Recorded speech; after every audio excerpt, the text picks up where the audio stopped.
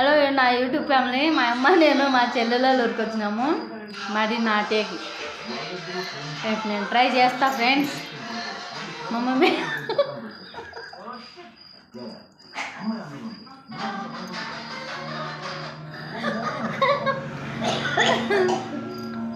మా మమ్మీ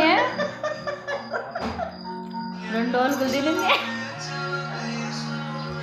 మా అమ్మకి బాగలేక ఓలకి ఒబ్బట్టు అంటారు కదా, తినలేదు ఎప్పుడు, కానీ నేను తినిపించేసిన దేవుడు పెట్టినట్లుగా. నేను ఇంతో ఫ్రెండ్స్ నా చెల్లెలు అయితే పంది తిన్నట్లే.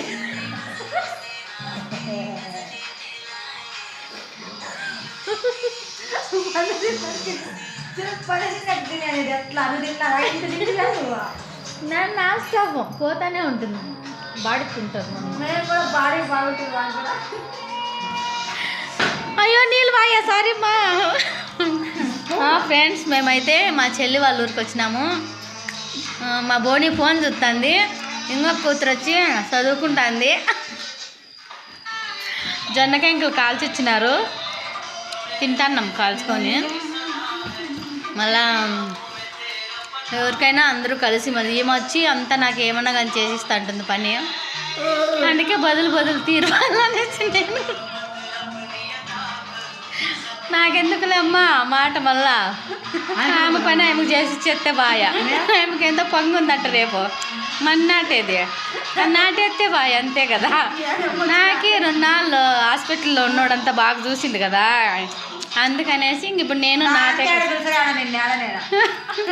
ఇంకేటికి ఊరికే పోతాను, నువ్వు వంట చేయకు అంతే. అమ్మో నాకు ఫ్రెండ్స్ 4 తప్పితే 10 మందికి చేసేది రాదు. దేవుని మీద భారం చేసేస్తాను. ఎట్లా అట్లా చేస్తా ఫ్రెండ్స్. ఏం చేస్తావు?